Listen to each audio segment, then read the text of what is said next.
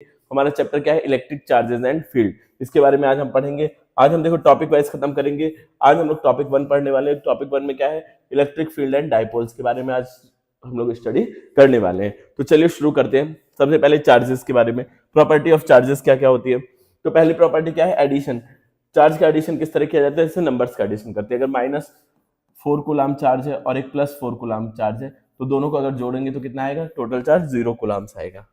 ठीक है बच्चों, याद रखना। कुछ दिन पहले मैं अपनी ऑफलाइन क्लास में पढ़ा रहा था, मैंने बोला कि 2.5 इंटू 10⁻⁻⁹ कूलाम चार्ज और -2.5 इंटू 10⁻⁻⁹ कूलाम चार्ज को आप लोग जोड़ के बताइए। तो प्रॉब्लम यहाँ तक है कि बच्चे इसको भी जोड़ नहीं सके। अब जोड़ना क्या है, सिंपल, जैसे मैथमेटिकल जोड़ते हैं, इन लोगों को जोड़ना है तो क्या हो जाएगा बच्चों, 1+1 तो मिलकर कितना हो जाएगा, 0 हो जाएगा। ठीक है, तो ऐसे ही चार्जेस को जोड़ा जाता है। कंजर्वेशन ऑफ चार्जेस, किसी भी एक आइसोलेटेड सिस्टम का चार्ज क्या होता है, रिमेन कांस्टेंट होता है, कि ना ही चार्ज कहीं मतलब किसी को दिया जा सकता है, charge neither be created not be destroyed. ठीक है, तो सम ऑफ चार्जेस क्या होता है, हमेशा सेम होता है, मतलब हमेशा कंजर्व रहता है।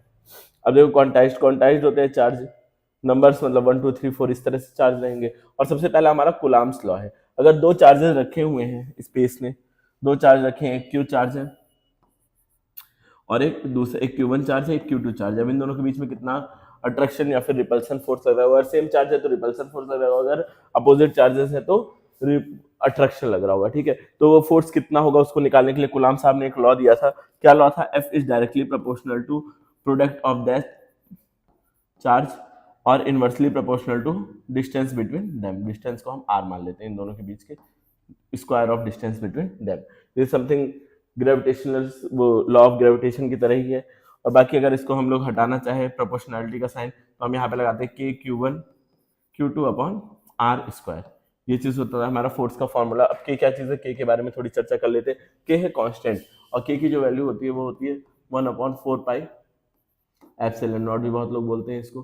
ठीक है, ये क्या है, permittivity of medium, permittivity of vacuum या फिर एयर। और मीडियम होगा तो एप्सिलॉन नॉट, बस एप्सिलॉन हो जाएगा। और अगर एयर की बात आएगी तो क्या हो जाएगा, एप्सिलॉन नॉट हो जाएगा।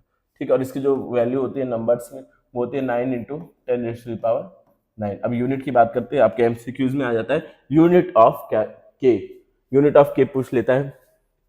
तो यूनिट हम कैसे निकालेंगे, हमने फोर्स का फॉर्मूला पढ़ा है, F = K Q1 Q2 upon r square. ये पढ़ रखा है। r की यूनिट चाहिए तो F की यूनिट क्या होती है, न्यूटन, इसकी क्या होती है, मीटर स्क्वायर, और चार्ज 2r चार्ज है तो कूलाम स्क्वायर। यही यूनिट होती है K की। आप निकालना चाहो निकाल सकते हो और रखना चाहो तो इसको रख लो बच्चों, बहुत ही इंपॉर्टेंट चीज होने वाली है।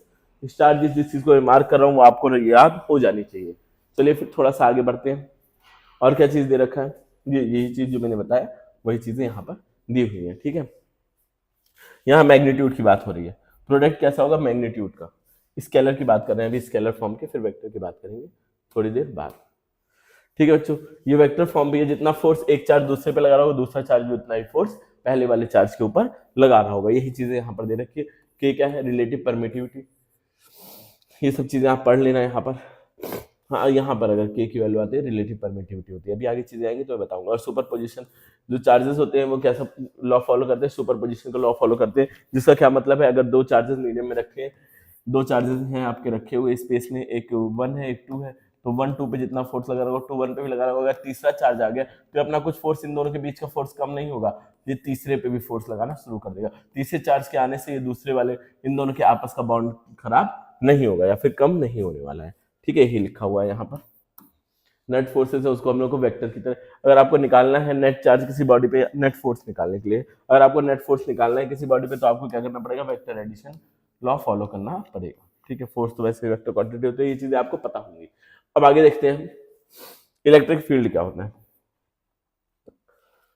एक्सपीरियंस इलेक्ट्रिक फील्ड, देखो बच्चों क्या होता है, एक चार्ज के आसपास का वो फील्ड जहां कोई दूसरा चार्ज अट्रैक्शन या फिर रिपल्सन फील करे, उस फील्ड को क्या बोलते हैं, इलेक्ट्रिक फील्ड। अगर कोई चार्ज रखा हुआ है, उसके पास कोई चार्ज लाओगे तो अट्रैक्शन या रिपल्सन फील करेगा। लेकिन कोई चार्ज इनफाइनाइट पे रखा है तो क्या वो उस चार्ज से अफेक्ट होगा, नहीं होगा बच्चों। मैग्नेट में भी आपने देखा होगा, मैग्नेट अगर बहुत दूर दूर कहीं रखे हुए इनफाइनाइट पे, तो क्या होता है, क्या एक दूसरे को अट्रैक्ट या रिपल करते हैं, नहीं करते।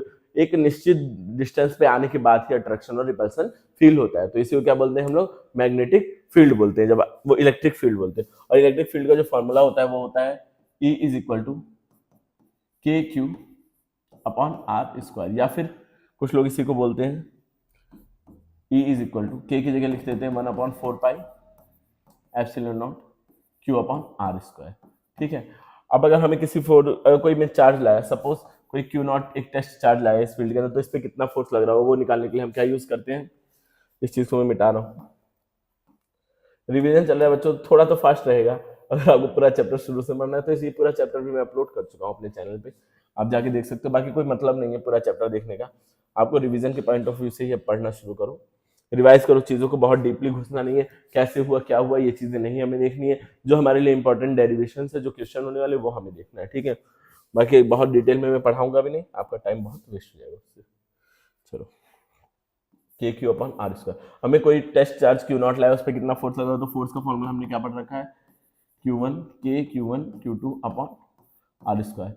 अच्छा, इतने पूरे को हम E बोल सकते हैं, तो फोर्स का फॉर्मूला एक और हमें मिल गया, E इंटू क्यू नॉट था ना और Q था, तो ये हमें एक और फोर्स का फॉर्मूला मिल गया। किसी चार्ज पे फोर्स निकालना हो, किसी इलेक्ट्रिक फील्ड में रखे हुए चार्ज पे फोर्स निकालना हो, तो हम क्या लगाते हैं, E इंटू क्यू नॉट लगाते हैं। यही फॉर्मूला बेटा यहाँ पर दे रखा है। ठीक है, अच्छा, और मैग्नेटिक फील्ड लाइन की कुछ खासियत है, मैग्नेटिक फील्ड लाइन की आपको प्रॉपर्टीज याद करनी है, एग्जाम में आता है 2 या 1 नंबर वाले क्वेश्चन में आ जाता है। तो आपको क्या याद करनी है, पहले इमेजिनरी लाइंस होती है जो कि पॉजिटिव से निकल करके टर्मिनेट कहाँ होती है, नेगेटिव पे, पॉजिटिव से आती है नेगेटिव में जाती है, पॉजिटिव से नेगेटिव, पॉजिटिव से नेगेटिव आती जाती है। ठीक है, direction of magnetic field line MCQs में पूछ लेता है।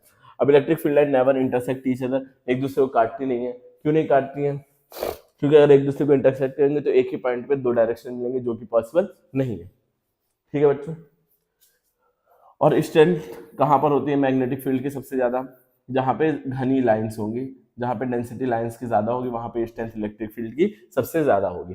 ठीक है, अब देखो डाइपोल क्या होता है, electric dipole, the system formed by 2 equal and opposite charges separated by a small distance is called electric dipole.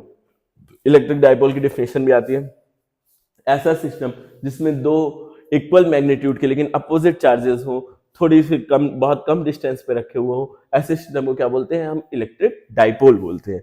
अब और क्या चीज है, the force on a dipole in uniform electric field is 0। जब यूनिफॉर्म इलेक्ट्रिक फील्ड में dipole कोई रखा है तो उस पर 0 होता है स्टेबल कंडीशन में। स्टेबल कंडीशन मतलब क्या होता है, जैसे यहाँ पर रखा हुआ है, ये इलेक्ट्रिक फील्ड हमारी पॉजिटिव से निकल के नेगेटिव की तरफ जा रही है, यहाँ पॉजिटिव है, यहाँ नेगेटिव है, इधर जा रही है, और डाइपोल भी ऐसे रखा हुआ है, यहाँ पॉजिटिव है, पॉजिटिव चार्ज है, इधर नेगेटिव चार्ज है, तो इन दोनों के बीच का जो एंगल बन रहा है वो 0 डिग्री बन रहा है। तो ऐसे कंडीशन में जो फोर्स लग रहा होता है वो क्या होता है, 0 होता है, इसको बोलते हैं स्टेबल इक्विलिब्रियम। जब एंगल क्या हो, 0 डिग्री हो, तो स्टेबल इक्विलिब्रियम। अब ऐसे उल्टा इसको रख दिया जाए, इसका ओरिएंटेशन जस्ट उल्टा कर दिया जाए, उल्टा करने के लिए हम क्या करेंगे, इसको सेलेक्ट करने की कोशिश करेंगे, पूरा सेलेक्ट ही नहीं हो रहा, बदतमीज हो गया ये, चलो छोड़ो, इतना पार्ट मुझे सेलेक्ट करना है, क्या हो गया तुम सेलेक्ट, हो गया इतना पार्ट सेलेक्ट। अब मैं इसको घुमा करके उल्टा करना चाहूँ, ऐसे रख दूँ, ऐसे जब रखूंगा तो एंगल जो थीटा होगा बीच का वो कितना हो जाएगा, जो ये एंगल होगा वो 180 हो जाएगा, इसको बोलते हैं अनस्टेबल इक्विलिब्रियम। ये चीज बार बार काम आएगी, इसको बोलते हैं स्टेबल इक्विलिब्रियम, और इसको बोलते हैं अनस्टेबल। इलेक्ट्रिक फील्ड के साथ अगर 0 डिग्री एंगल बन रहा है तो स्टेबल इक्विलिब्रियम, अगर 180 डिग्री बन रहा है तो अनस्टेबल इक्विलिब्रियम। तो दोनों कंडीशन में जो फोर्स लग रहा होता है वो क्या होता है, इलेक्ट्रिक फील्ड जो होती है वो कितनी हो जाती है, 0 हो जाती है। ठीक है, फोर्स जो लग रहा होता है वो 0 हो जाता है दोनों कंडीशन में। Potential energy of dipole in uniform electric field is minimum for stable equilibrium और मैक्सिमम अनस्टेबल। अनस्टेबल के लिए मैक्सिमम होती है और स्टेबल के लिए मिनिमम होती है। बच्चों इतनी चीजें आपको याद रखने वाली चीजें हैं, स्टेबल के लिए मिनिमम, अनस्टेबल के लिए मैक्सिमम होती है। ठीक है, torque on dipole, torque on dipole एक अलग ही कॉन्सेप्ट है, थोड़ा सा मैं पढ़ाऊंगा इसको, एक डेरिवेशन में कराऊंगा, जो डेरिवेशन आपके एग्जाम में आने वाला है। जिससे पहले मैं 2 मिनट पानी पी लूँ, बहुत लगातार बोल दिया मैंने, 1 मिनट का समय दीजिए मुझे पानी पीने का।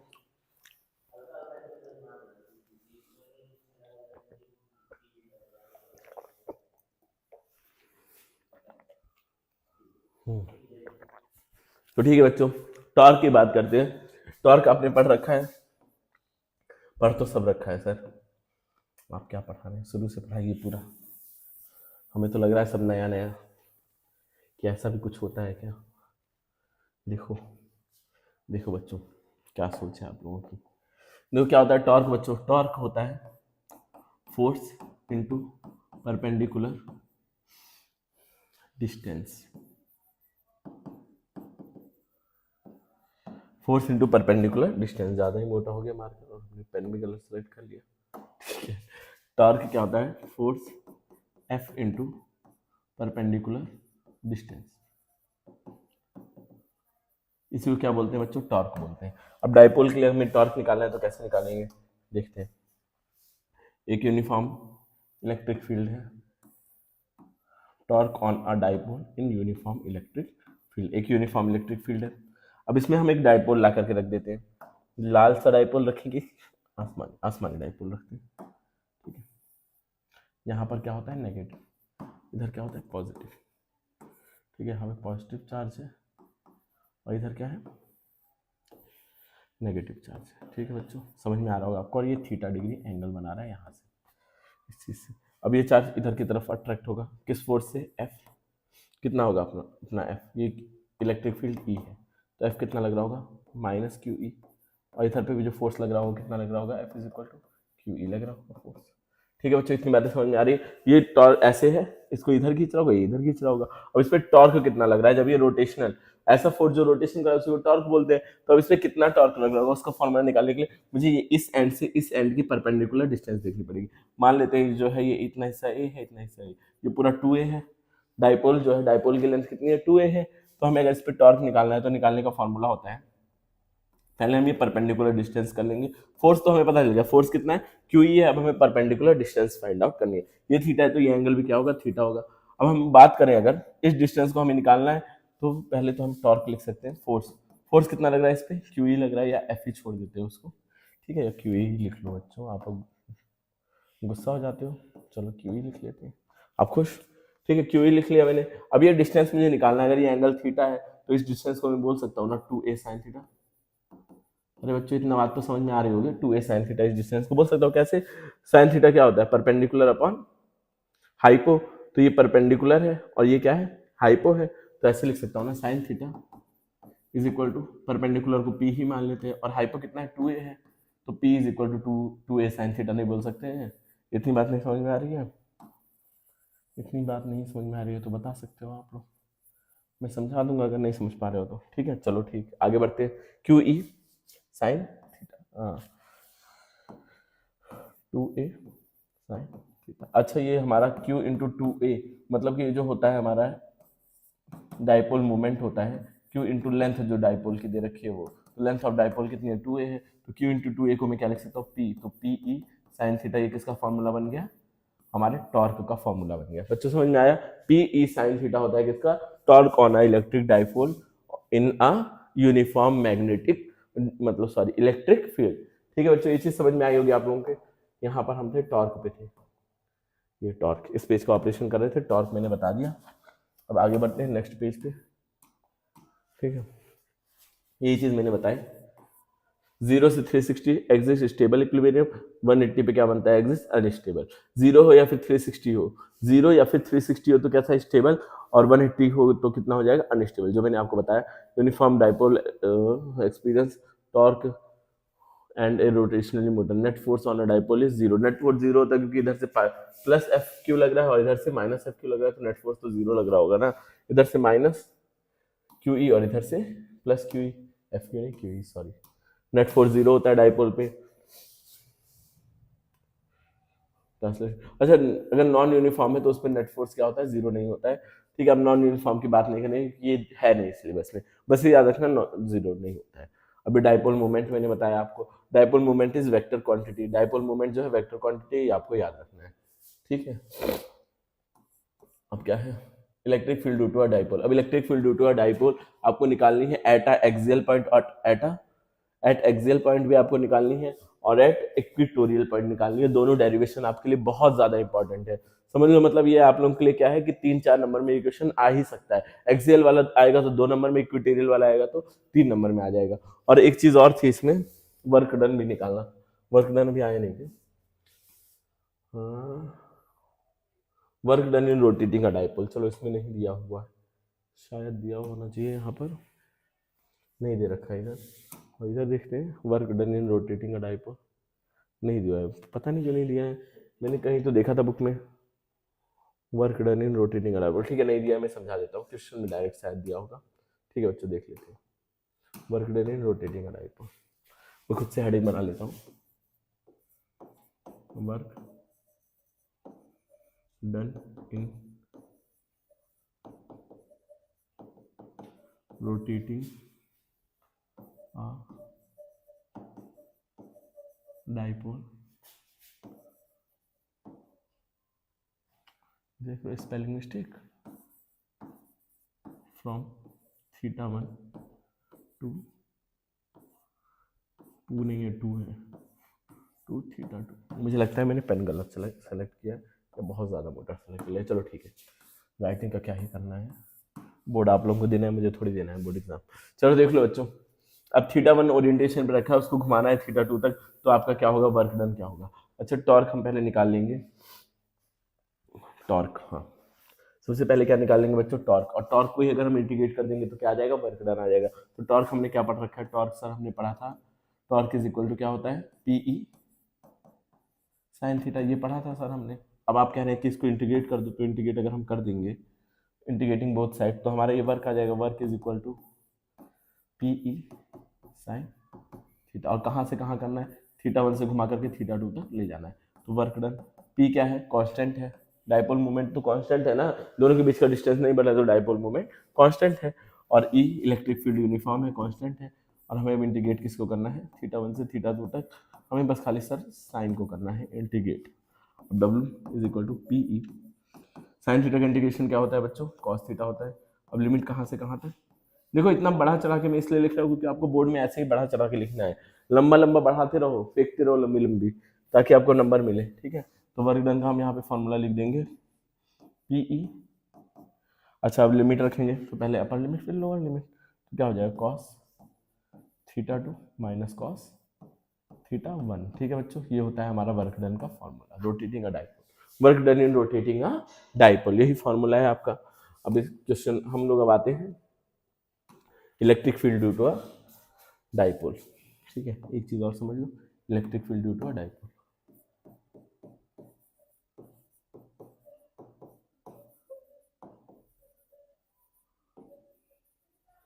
Due to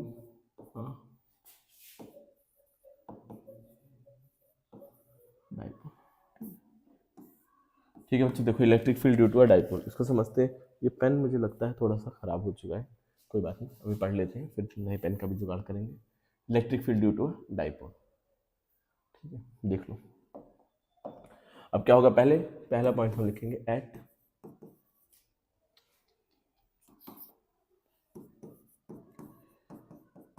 axial,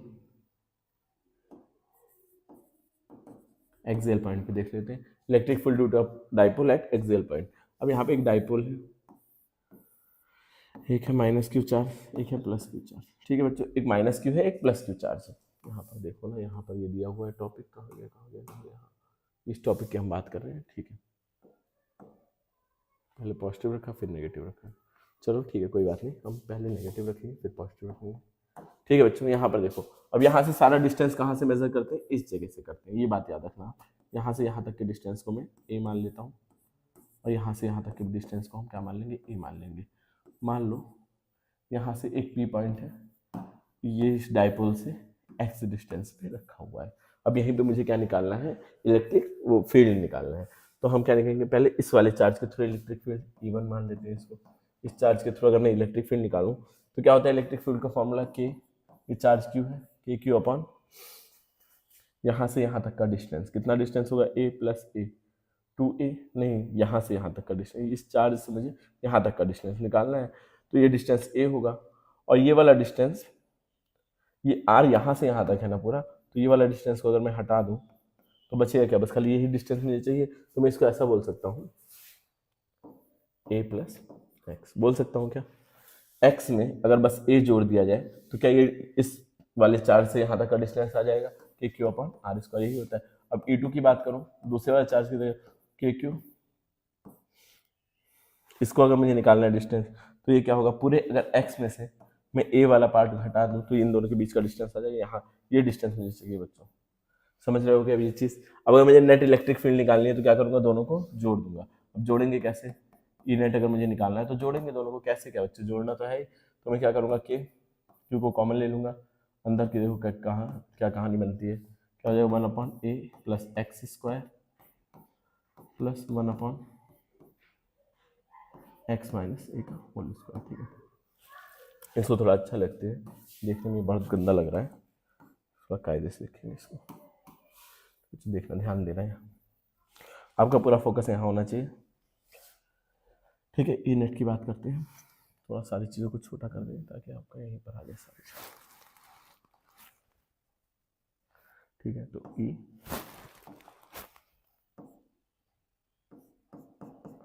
E net is equal to क्या हो जाएगा बच्चों, E1 प्लस E2। अब इसको अगर हम E1 क्या लिखेंगे, के क्यू अपॉन ए एक्स प्लस ए लिख देंगे, ए प्लस एक्स की जगह, तो एक्स प्लस ए का होल स्क्वायर प्लस के क्यू एक्स माइनस ए का होल स्क्वायर। अब देखो के और क्यू बाहर ले लो, के और जी बाहर आ गया, के क्यू बाहर ले लो, फिर बचेगा 1/x प्लस ए, और इधर क्या बचेगा का होल स्क्वायर, और यहाँ पे क्या बचेगा 1/x माइनस ए का होल स्क्वायर। अब इसको अगर फर्दर सॉल्व करें, एलसीएम ले या क्रॉस मल्टीप्लिकेशन करें, तो क्या बन जाएगा, के क्यू यहाँ पर हो जाएगा x माइनस ए का होल स्क्वायर। अच्छा सॉरी, एक गलती हो गई बच्चों मुझसे, एक तो पॉजिटिव चार्ज है और एक नेगेटिव चार्ज है ना, ये वाला नेगेटिव चार्ज है, पॉजिटिव चार्ज है, तो हमें क्या करना पड़ेगा, इसको, यही सब गलतियाँ आपको एग्जाम में नहीं करनी है, ये मैंने गलती कर दी बहुत बड़ी। ठीक है, अब हम इसको अगर लिखें तो ऐसे लिखना पड़ेगा ना हमको, कैसे लिखना पड़ेगा, ई नेट, पहले मैं A2 इसको लिख दे रहा हूँ के क्यू, क्योंकि ये पॉजिटिव में इसलिए इसको पहले लिख दे रहा हूँ, x माइनस ए होल स्क्वायर, और ये नेगेटिव में इसको बाद में लिख देंगे, के क्यू एक्स प्लस ए का होल स्क्वायर। अब देखो इसको सॉल्व करोगे तो के क्यू बाहर आ जाएगा, अब यहाँ पे क्या बचेगा 1/x माइनस ए का whole square minus 1/x plus a का होल। अब इसको क्रॉस मल्टीप्लिकेशन कर लो बच्चों, के क्यू एक्स प्लस ए का square minus x minus a का होल स्क्वायर, अपॉन में क्या हो जाएगा बच्चों, ये आपस में मल्टीप्लाई हो जाएगा, क्रॉस मल्टीप्लिकेशन। अब इतनी छोटी छोटी चीज़ें आपको बिल्कुल सिखाने का टाइम नहीं बचा है बच्चों, तो इस चीज़ के लिए मुझे माफ़ करिएगा कि मैं ये चीज़ें आपको नहीं बता सकता। कैसे आया ये चीज़ मत पूछिएगा ठीक है, ये चीज़ें क्या है, ठीक है। अब यहाँ हम थोड़ा सा आगे इधर मैं लिख रहा हूँ, इधर पूरी जगह खाली है इसलिए इधर आगे का लिखना चाह रहा हूँ मैं, कोई आ भी गया है तो के क्यू क्या हो जाएगा। अब इसको अगर आप ए स्क्वायर माइनस बी स्क्वायर जैसे दिख रहा है, तो एक बार ए प्लस बी, एक बार ए माइनस बी, तो एक बार एक्स प्लस ए प्लस एक्स माइनस ए, और एक बार मल्टीप्लाई करके लिखते हैं, एक ब्रैकेट में फिर एक ब्रैकेट में ए माइनस बी लिखते हैं, तो एक्स प्लस ए माइनस एक्स प्लस, ठीक है, और अपॉन में क्या करते हैं स्क्वायर, इसको लिख लेते हैं पूरे को, तो अगर आप इस पूरे को लिखेंगे क्या हो जाएगा एक्स माइनस ए का होल स्क्वायर और एक्स प्लस ए का होल स्क्वायर। अब इसको अगर सॉल्व करोगे तो ए से ए कट जाएगा, यहाँ पर एक्स से एक्स कट जाएगा, तो क्या बचेगा के Q 2x plus 2a into, गलतियों का तो बम्बार लग रहा है आज, क्या होगा मेरा, 2x इंटू 2a, अपॉन में क्या हो जाएगा, अपॉन में जो चीज़ें हैं उनको ऐसे ही एज इट इज़ रहने देंगे। ठीक है बच्चों, अब देखो आगे ये क्या हो जाएगा, के क्यू 4ax अपॉन में ये आ जाएगा x माइनस ए स्क्वायर और x माइनस ए स्क्वायर। ठीक है, अब क्या है बच्चों, a बहुत बहुत ज़्यादा छोटा है, a क्या है बच्चों, बहुत बहुत ज़्यादा छोटा है, तो हम a को छोड़ सकते हैं, जो a मतलब डाइपोल के बीच का डिस्टेंस, क्या हमने पढ़ा है डाइपोल की डेफिनेशन में, डाइपोल के बीच का डिस्टेंस बहुत ज़्यादा कम होता है और उससे बहुत दूरी पे हम इलेक्ट्रिक फील्ड निकाल रहे हैं, तो a क्या है, a is much much smaller than x, तो a को हम हटा सकते हैं, तो हम डायरेक्ट लिख सकते हैं के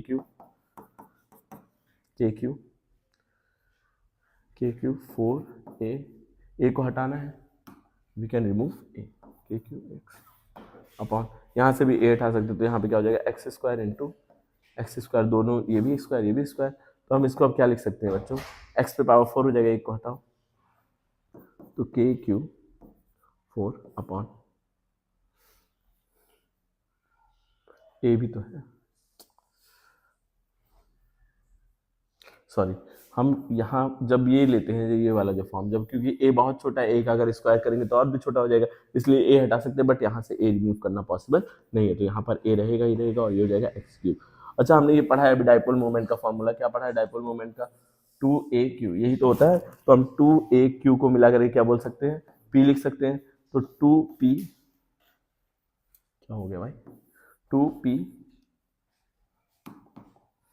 तो इसको हम ऐसे लिख सकते हैं 2P के अपॉन एक्स क्यूब, यही होता है electric field due to a dipole at axial point. ठीक है बच्चों, आपको लगता है समझ में आ गया होगा।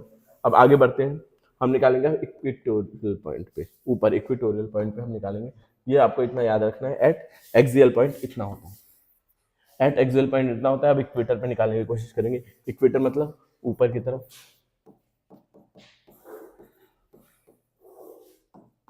देखो ये है हमारा डाइपोल, इससे ऊपर कहीं, यहाँ पर कहीं, ठीक है, यहाँ पर कहीं हमें इलेक्ट्रिक फील्ड निकालनी है। यहाँ से ये क्या डिस्टेंस है, मान लेते हैं r डिस्टेंस है, या फिर x हम लेके चल रहे हैं तो इस डिस्टेंस को हम x लिखेंगे।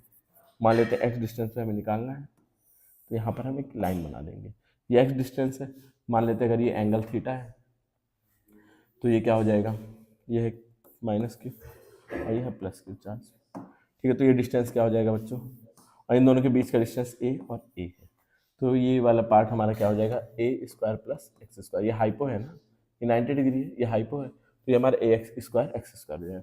नेगेटिव फील्ड की तरफ आते हुए दिखती है मैग्नेटिक फील्ड, और पॉजिटिव से जाते हुए दिखती है। तो हम इस डिस्टेंस में देखेंगे जो नेट इलेक्ट्रिक फील्ड हो रही होगी वो कहाँ जा रही होगी, कहीं इस डिस्टेंस पे थोड़ा सा बड़ा बनाएंगे, इस सिस्टम को थोड़ा सा बड़ा बनाएंगे। तो कोशिश करता हूँ एक ट्राइंगल बना देता हूँ सबसे पहले, ठीक है, थोड़ा अच्छा सा एक ट्राइंगल कंस्ट्रक्ट कर देंगे, फिर बनेगा बढ़िया। ये कैसा गंदा सा ट्राइंगल बन रहा है भाई, क्या ये ट्राइंगल लग रहा है आपको, ठीक है छोड़ो, ट्राइंगल ट्राइंगल कुछ नहीं।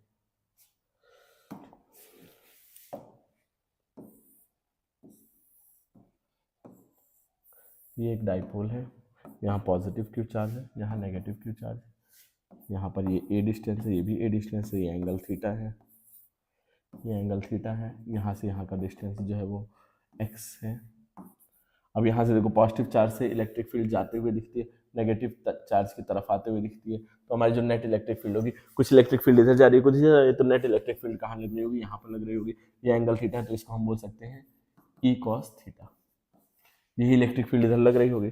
अब हम ये डिस्टेंस अगर निकालना चाहें तो ये डिस्टेंस क्या होगा बच्चों, देख लो, यही तो डिस्टेंस है, तो ये होगा अंडर रूट ए स्क्वायर प्लस एक्स स्क्वायर। आपको समझ में आ रहा है कैसे एक राइट एंगल ट्राइंगल बन रहा है, ये ट्राइंगल कैसा बन रहा है, राइट एंगल ट्राइंगल बन रहा है। तो ये वाला डिस्टेंस क्या है, हाइपो है, तो हाइपो ऐसे ही निकल जाएगा। अब हम इसको आगे अगर फर्दर सॉल्व करने की कोशिश करें तो ये नेट इलेक्ट्रिक फील्ड है, यहीं पे लग रही है, तो ई नेट की जो हमारी वैल्यू आएगी वो क्या आएगी, ई कॉस थीटा। अच्छा ई को हम क्या लिख सकते हैं, ई को क्या क्या लिख सकते हैं हम लोग, के क्यू अपॉन आर स्क्वायर। तो के क्यू, आर स्क्वायर की जगह पर क्या है बच्चों, ये डिस्टेंस दे रखी है, तो ये डिस्टेंस क्या है, ए स्क्वायर प्लस एक्स स्क्वायर का होल स्क्वायर। और कॉस थीटा की जगह क्या लिख सकते हैं, कॉस थीटा क्या होता है, बेस अपॉन हाइपो, तो इसको लिख सकते हैं ए अपॉन हाइपो, कितना दिया हुआ है हमारा, अंडर रूट में ए स्क्वायर प्लस एक्स स्क्वायर। ठीक है बच्चों, अब आगे देखना, के क्यू ये हटाएंगे तो क्या हो जाएगा, ये रूट हट जाएगा, ए स्क्वायर प्लस एक्स स्क्वायर। ठीक है, अब यहाँ पे क्या रहेगा, ए रहेगा नीचे, इस पे पावर हम ऐसे लिख सकते हैं 1/, लिख सकते हैं क्या बच्चों 1/2 पावर, तो ये ए है, ये क्यू नहीं है, remember that this is a. अब देखो जब पावर 1/2 लिख सकते हैं, अब पावर 1 प्लस 1/2 कितना होता है, जब दोनों प्रोडक्ट में तो पावर जुड़ जाती है, 3/2 लिख सकते हैं पावर को, यहाँ पे के क्यू ए अपॉन पावर क्या हो जाएगी, पावर क्या हो जाएगी बच्चों 3/2, के क्यू आ रहा है, ठीक है, पावर क्या हो जाएगी यहाँ पर, कहाँ गड़बड़ हो रहा है, के क्यू अपॉन आर स्क्वायर यही होता है, ठीक है चलो, और यहाँ पर हाइपो क्या हो जाएगा, ठीक ठीक है। अब देखो के क्यू बाई 2, इन दोनों को जब जोड़ेंगे तो क्या हो जाएगा, ए स्क्वायर प्लस एक्स स्क्वायर पे पावर 3/, तो अब आपको पता है अगेन ए क्या है, बहुत बहुत ज़्यादा छोटा है,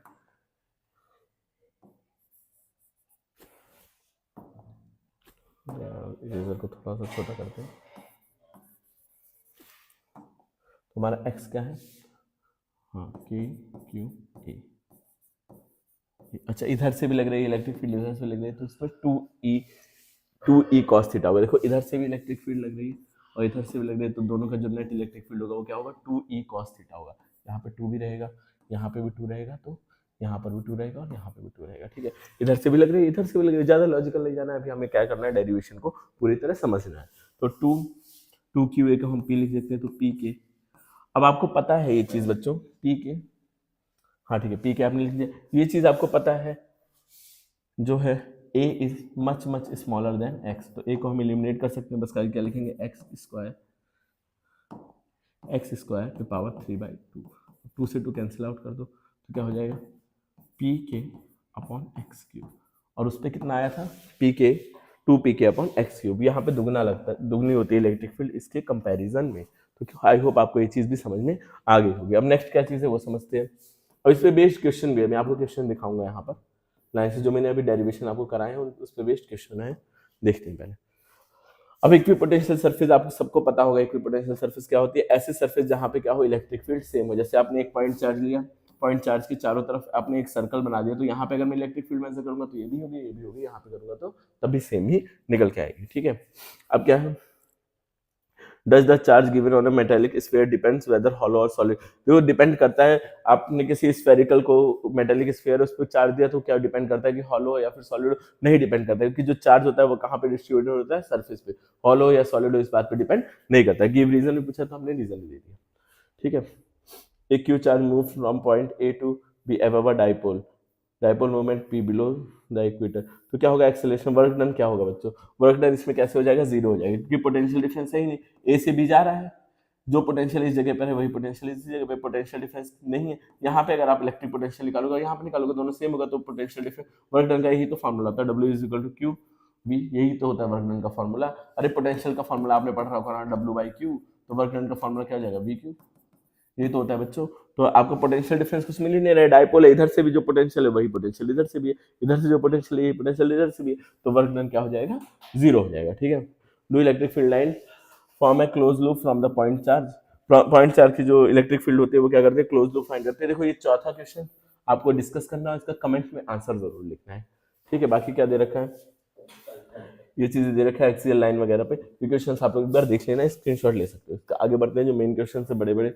अब देखो, derive the expression for torque, अभी मैंने कराया टॉर्क का एक्सप्रेशन डेराइव कराया, वही चीज यहाँ पर दे रखी है, ठीक है। डेरिवेशन आपको लिखना है आराम से। बाकी क्या है, वर्क डन आपको निकालना है, वर्क डन का मैंने फॉर्मूला बनाया था, और इसमें क्या है, स्टेबल से अनस्टेबल इक्विलिब्रियम, स्टेबल का एंगल कितना होता है, थीटा, और वो कितना होता है, वो 180 होता है, तो स्टेबल का 0 डिग्री होता है और अनस्टेबल का 180 होता है, तो एक बार 0 रखोगे, एक बार क्या रखोगे, 180 रखोगे। वर्क डन का फॉर्मूला आपको पता है, एक बार 0 एक बार 180 रखना है। फिर आगे देखते हैं, आगे आपको फोर्स निकालना है, फोर्स का फॉर्मूला डायरेक्ट लगाओ कि Q1 Q2 upon R square, direct answer निकल आएगा। बस ये ध्यान देना जो डिस्टेंस है वो मीटर में होना चाहिए। सॉल्यूशन भी यहाँ दे रखा है, सॉल्व एक बार आप वीडियो पॉज करके जरूर करें। और यहाँ पर दे रखा है दो चार्जर की प्लेसमेंट कोऑर्डिनेट्स दे रखे हैं, तो कोऑर्डिनेट्स का आप डिस्टेंस फॉर्मूला लगाओ। डिस्टेंस फॉर्मूला क्या होता है, दो चार्जेस के बीच का डिस्टेंस तो चाहिए आपको फोर्स निकालने के लिए, तो डिस्टेंस फॉर्मूला आप यूज कर सकते हो।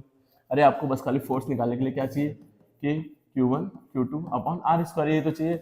दोनों चार्जेस दे रखे हैं, दोनों के बीच का डिस्टेंस आपको क्या करना पड़ेगा, फाइंड आउट करना पड़ेगा। और कैसे करोगे, डिस्टेंस फार्मूला यूज करके। डिस्टेंस फार्मूला कैसे, या नहीं भी करोगे तो भी दोनों जेड एक्सेस पे, एक -15 पे है, एक 15 पे है, दोनों के बीच का डिस्टेंस कितना होगा, 30 होगा, 30 सेंटीमीटर होगा, इसको मीटर में चेंज करना, आंसर आपका आ जाएगा। और ये पूछा है नेट चार्ज कितना होगा, नेट चार्ज 0 होगा, एक पॉजिटिव में एक नेगेटिव में। जल्दी से चलते हैं आगे, आगे क्या दे रखा है, आगे इसी को सॉल्व किया हुआ है, ठीक है। और ये क्वेश्चन इसका सॉल्यूशन दे रखा है, इसको भी आपको खुद से पढ़ना होगा। आगे नेक्स्ट, अच्छा अब due to a charge ring, इसको हम लोग नेक्स्ट क्लास में डिस्कस करेंगे। बाकी इतने पे ही मुझे क्लास रोकनी पड़ेगी, बहुत लंबी हो जा रही है क्लासेस, और बाकी मेरी ऑफलाइन क्लासेस का भी टाइम हो रहा है, तो हम इस वीडियो को यहीं पे रोकेंगे। आज हमने पहला स्टार्ट किया, तो धीरे धीरे हम लोग टाइमिंग को इंक्रीज भी करेंगे। तो चलिए मिलते हैं नेक्स्ट वीडियो पे, इसको आप लाइक कर दीजिए और अपने फ्रेंड्स के साथ शेयर कर दीजिए जिन्होंने रिविजन अभी तक स्टार्ट नहीं किया है। मिलते हैं नेक्स्ट वीडियो में, थैंक यू फॉर वॉचिंग। बच्चों फिर से मैं आपके सामने आ चुका हूँ एक दूसरा वीडियो लेकर के, ठीक है। कल हमने लास्ट वीडियो में यहाँ तक पढ़ा था। अब चार्ज रिंग की वजह से हमें इलेक्ट्रिक फील्ड निकालनी है किसी डिस्टेंस R पे या X पे, कुछ भी हो। मैं इसको अपने पेज एक नया बना करके वहाँ पे सॉल्व करेंगे, हम लोग इसको निकालेंगे। तो मैं एक पहले चार्ज रिंग बना देता हूँ, ठीक है। एक रिंग है, ये चार्ज रिंग है, इसका कलर थोड़ा सा येलोइश कर देते हैं और थिकनेस बढ़ा देते हैं। नहीं फिल नहीं करना है हमें, फ्रेम का कलर चाहिए, चलो वाइट कर देते हैं और थिकनेस इसकी बढ़ा देंगे, ठीक है। ये एक चार्ज रिंग है, इसका जो रेडियस है वो आर है, इसका रेडियस कैपिटल आर मान लेते हैं सपोज, इसको थोड़ा छोटा करें, इसका जो रेडियस वो कैपिटल आर है। अब यहाँ से किसी एक्स डिस्टेंस पे, इसके सेंटर से किसी एक्स डिस्टेंस पे हमें क्या निकालना है, किसी एक्स डिस्टेंस पे हमें इलेक्ट्रिक फील्ड निकालना है, ये पी पॉइंट पे, ठीक है बच्चों। देखो इस पे क्या होगा, चारों तरफ चार्ज डिस्ट्रीब्यूटेड होंगे, यूनिफॉर्मली चार्ज सारे के सारे डिस्ट्रीब्यूटेड होंगे कि यूनिफॉर्म चार्ज रिंग। इस पे क्वेश्चन आया हुआ है, मैं अभी आपको बुक में दिखाऊंगा इस पे क्वेश्चन कैसे पूछा जाता है। पहले हम इस डेरिवेशन को देखते हैं, ये बहुत ही इंपॉर्टेंट डेरिवेशन है आपके चैप्टर नंबर 1 का। चलो देखो बच्चों, अब क्या है, मैं यहाँ से एक छोटा सा चार्ज डी क्यू ले लेता हूँ, एक छोटा सा चार्ज, उसको इंटीग्रेट कर देंगे, पूरे कहा जाएगा, इसके थ्रू जो इलेक्ट्रिक फील्ड होगी वो यहाँ कहीं होगी, छोटी सी इलेक्ट्रिक फील्ड डी, और यहाँ इस साइड अपोजिट डायरेक्शन में भी ले लेंगे तो इधर से भी छोटी सी इलेक्ट्रिक फील्ड पी पॉइंट पे क्या होगी, डी, ठीक है बच्चों। अब इन दोनों इलेक्ट्रिक फील्ड का जो रिजल्टेंट होगा वो क्या होगा, डी कॉस थीटा। तो जो नेट इलेक्ट्रिक फील्ड एक इधर जा रही है एक इधर जा रही है, तो नेट कहाँ जा रही होगी, यहाँ, और नेट इलेक्ट्रिक फील्ड कितनी होगी, डी कॉस थीटा। अब अगर हम इसको इंटीग्रेट कर दें गलती से, तो क्या हमें पूरे उसके पूरे रिंग के थ्रू इलेक्ट्रिक फील्ड निकलेगी, छोटू से चार्ज के थ्रू निकाला, अगर इसको इंटीग्रेट कर देते तो पूरे रिंग के थ्रू इलेक्ट्रिक फील्ड हमें मिल जाएगी। तो चलो देखते हैं कैसे इंटीग्रेट करना है, मजा आएगा। चलो कैसे करना है, अच्छा हमें पता चल गया जो ई नेट होगा, जो टोटल इलेक्ट्रिक फील्ड होगी ई नेट, वो क्या होगी, integration of D E cos theta. अच्छा अब हमें पता है पी का फॉर्मूला क्या होता है, ई का फॉर्मूला होता है के क्यू अपॉन आर, यही होता है ना ई का फॉर्मूला, लेकिन ये छोटे से चार्ज की तरह, तो K D Q upon R cos theta. अच्छा बच्चों आर नहीं, यहाँ एक्स डिस्टेंस पे निकालना है, तो यहाँ पर क्या रहेगा, आर की जगह पर एक्स रहेगा, नहीं एक्स नहीं, इस डिस्टेंस, यहाँ से इस डिस्टेंस का, तो ये डिस्टेंस हमारी क्या है दी हुई, ये डिस्टेंस कुछ देने रखे, इसको हम नाम दे देते हैं, ये अच्छा ये हाइपो हो गया, एक राइट एंगल ट्राइंगल बन रहा है, ये चीज़ हाइपो हो गई, तो इसको कैसे लिख सकते हैं, capital R square plus x square लिख सकते हैं कि नहीं बच्चों।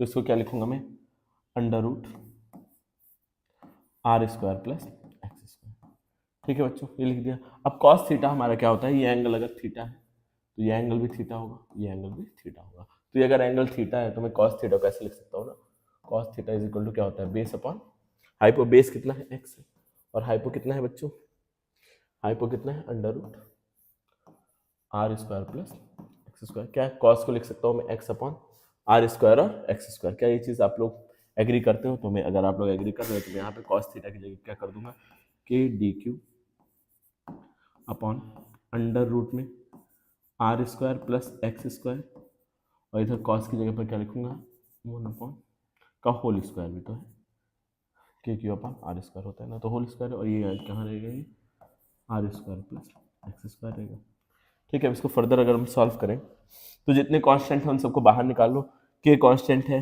ये जो डिस्टेंस है सारे के सारे कांस्टेंट है, ठीक है। सबसे पहले तो के को बाहर निकालते हैं, के है कांस्टेंट और एक्स है कांस्टेंट, ये इसी डिस्टेंस पे निकाले तो कांस्टेंट है, और बाकी ये वाला जो नीचे वाला पार्ट है रेडियस भी कांस्टेंट है, आर भी कांस्टेंट है, पूरा भी कांस्टेंट होगा, फिर इसका स्क्वायर करेंगे तो रूट हट जाएगा और इस पे पावर 1/2 रहेगी, और यही तो है, अगर इसका स्क्वायर कर देंगे तो रूट हट जाएगा, पावर 1 हो जाएगा, और इस पे पावर 1/2, दोनों प्रोडक्ट में तो 1 + 1/2 कितना होगा, 3/2। तो हम ऐसे डायरेक्ट लिख सकते हैं क्या, R square plus x square की पावर 3/2। बच्चों यहाँ पे पावर 1/2 थी, और इसका अगर रूट का स्क्वायर करते हैं तो पावर 1 हो जाएगी, तो इसी लॉजिक से मैंने यहाँ लिख दिया, ठीक है। और बस खाली अंदर क्या बचा, डी क्यू बचा,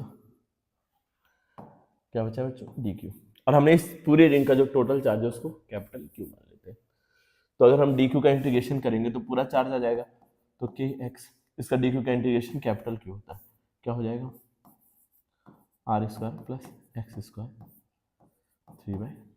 क्या ये चीज़ आपकी समझ में आ रही है, ठीक है।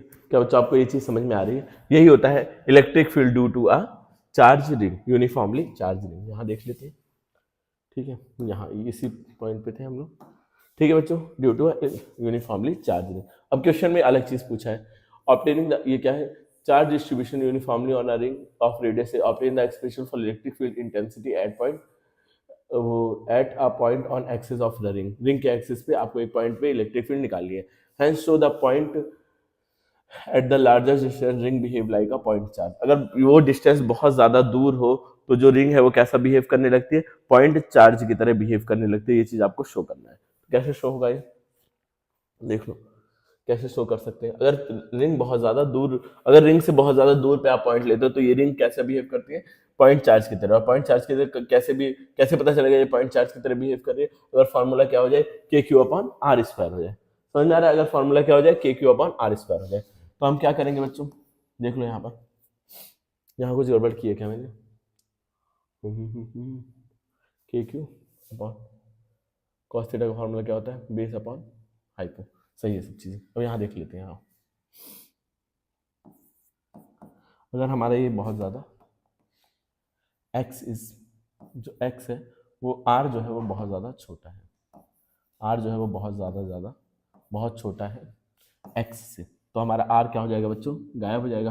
r बहुत ज़्यादा छोटा है x से, तो हम जब बहुत छोटा कोई चीज़ होता है उसको हटा सकते हैं, तो क्या लिखेंगे, के क्यू एक्स अपॉन r को हटा देंगे, बचेगा क्या, एक्स स्क्वायर इंटू पावर एक और है यहाँ पे 3/2, तो इससे ये कट जाएगा, तो बचेगा क्या बच्चों, के Q x upon x Q.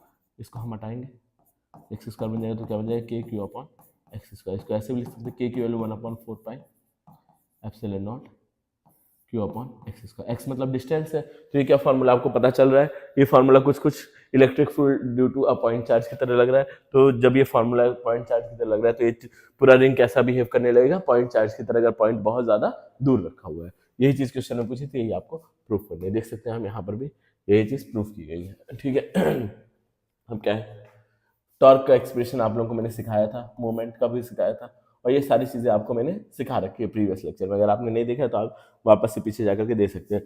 देखो, derive the expression for electric field at any point on equatorial line, ये भी मैंने आप लोगों को करा रखा है। अब ये चीज आपको क्या है, हाँ ये चीज आपको बताया था मैंने शायद लास्ट क्लास में, कि अगर दो चार्जेस हैं, दोनों 2 मीटर दूर रखे हैं, तो कितना दूर पे तीसरा चार्ज रखा जाए कि दोनों का इलेक्ट्रिक फील्ड क्या हो जाए, जीरो हो जाए। तो इधर का इलेक्ट्रिक फील्ड और उधर का मैग्नीट्यूड ऑफ इक्विलिब्रियम पे करना है। अच्छा, रिमेन इक्विलिब्रियम पे रहे, मतलब कि दोनों साइड का फोर्स बराबर हो जाए।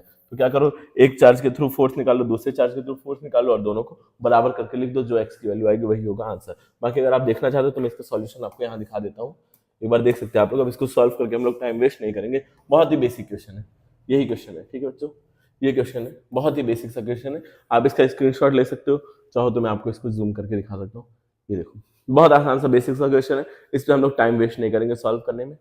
ठीक है, बाकी ये question, define ideal dipole, expression of torque experience by a dipole, ये भी मैं करा चुका हूँ लास्ट क्लास में। और ये चीजें क्या है, आपको बताना है मैग्नीट्यूड ऑफ चार्ज और potential energy of its potential energy, ये दो चीजें बतानी है। फॉर्मूला डायरेक्ट रखोगे, वैल्यू आ जाएगी। आई गेस मैंने पढ़ाया भी था, अगर नहीं भी पढ़ाया तो आपको मैग्नीट्यूड ऑफ चार्ज बताना है।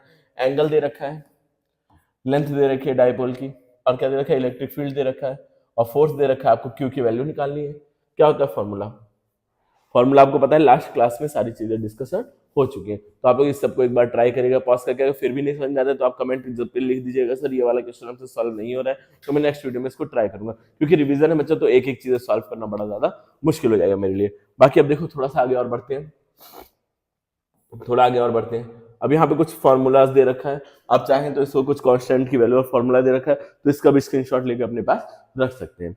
बाकी अब आगे बढ़ते हैं हम लोग। ठीक है, अब आगे बढ़ते हैं अपना गॉसेस लॉ, अगली यूनिट की तरफ चलते हैं। अगली यूनिट की तरफ, यहाँ पे क्या हो गया, मेमोराइज करने के लिए था, फिर यूनिट का नाम नहीं लिखा है, ऐसा क्यों हुआ। चलो, क्या हो रहा है, टच काम नहीं कर रहा है, why touch is not working. चलो, काम करने लगा। ठीक है, चलो अब यहाँ पे क्या आ गया, कुछ सब्जेक्टिव क्वेश्चन, ये यूनिट 2 आपकी शुरू हो चुकी है, लिखा हो या ना लिखा हो कोई फर्क नहीं पड़ता। अब देखो, चार्ज डेंसिटी की बात करते हैं। चार्ज डेंसिटी का जो फॉर्मूला होता है,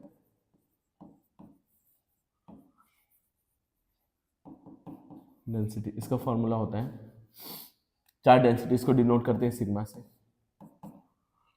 और इसका फॉर्मूला होता है टोटल चार्ज अपॉन एरिया। ठीक है, total charge upon total area. ठीक है, हो पाया। ठीक है बच्चों, टोटल चार्ज अपॉन एरिया होता है चार्ज डेंसिटी का फॉर्मूला। ये चीज आपको क्या करना है, याद रखना है। अब इसमें क्या पूछा है क्वेश्चन पहला, what will be the ratio of surface charge density of the inner surface of that of outer surface of hollow conducting sphere if the point charge is placed at the center of the hollow conducting sphere having the internal radius r and outer radius 2r। अब क्या पूछा है कि आपको surface charge density बतानी है। दो, एक स्फीयर है हॉलो स्फीयर, ठीक है, एक हॉलो स्फीयर है ऐसा, उसकी कुछ आउटर सरफेस होगी और उसकी कुछ क्या होगी, इनर सरफेस होगी। ये होगी उसकी, मान लेते हैं आउटर सरफेस, और इसी का क्लोन बना करके बना देते हैं इसकी आउटर सरफेस भी, थोड़ा सा बड़ा करेंगे इसको, ठीक है। ये क्या होगी, इसकी आउटर सरफेस होगी बच्चों, समझ में आया होगा, ये आउटर सरफेस होगी।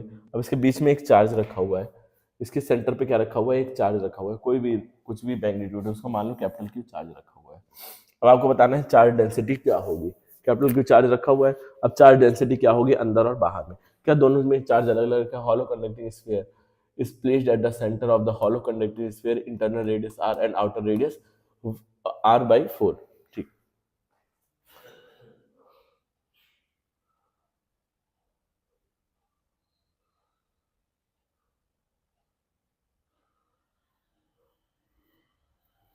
ठीक है बच्चों, देखो अब यहाँ पे क्यू चार्ज है और इसका जो ये रेडियस है वो स्मॉल आर दे रखा है और इसका रेडियस क्या दे रखा है, 2r दे रखा है। तो पहले हम वो इंटरनल की डेंसिटी निकालेंगे, पहले हम अंदर वाले की डेंसिटी निकालेंगे आई लिख करके। तो क्या होगा, इस पर टोटल चार्ज कितना है बच्चों, तो स्फीयर है ये, ठीक है, टोटल चार्ज कैपिटल क्यू है और स्फीयर का जो वो होता है वॉल्यूम क्या होता है 4πr², यही होता है, ठीक है। और सिग्मा फाइनल वो आउटर की बात करेंगे, ओ सी लिख देता हूँ आउटर को, Q/4π, और रेडियस इसका क्या है 2r²। अच्छा, इसको आप कैसे लिख सकते हैं, सिग्मा आउटर का Q/4 4 16 16πr² लिख सकते हैं। अब दोनों का अगर हमें रेशियो निकालना है तो दोनों को डिवाइड करना पड़ेगा, इनर डिवाइडेड बाय आउटर। तो अगर हम दोनों को डिवाइड करेंगे, इनर आउटर Q/4πr²/Q, ये इससे कट जाएगा, पाई से पाई कट जाएगा, r² से r² जाएगा, 4 1 जा 4 हो जाएगा, 4 4 जा 16 हो जाएगा। अब यहाँ पे क्या बचेगा 1/1/4। तो इसको अगर ऊपर कर देंगे तो 4:1, यही आ जाएगा क्या आपका आंसर। 4:1 क्या रहेगा आपका आंसर रहेगा सरफेस चार्ज डेंसिटी का। अब state Gauss's law of electrostatic. Gauss's law of electrostatic आपको पढ़ना है, तो पहले पढ़ लेते हैं गॉसेस लॉ ऑफ इलेक्ट्रोस्टैटिक। क्या बोलता है गॉसेस लॉ, गॉस लॉ ये बोलता है कि किसी भी सरफेस पे, किसी भी बॉडी में जो फ्लक्स होता है वो बस खाली किस पे डिपेंड करता है, चार्ज इनक्लोज, उस बॉडी के अंदर कितना चार्ज है बस खाली उसी पे डिपेंड करता है। आउटर बाहर कोई चार्ज है उस पर डिपेंड नहीं करता है फ्लक्स। क्यों, देखो सब समझो चीज़ों को।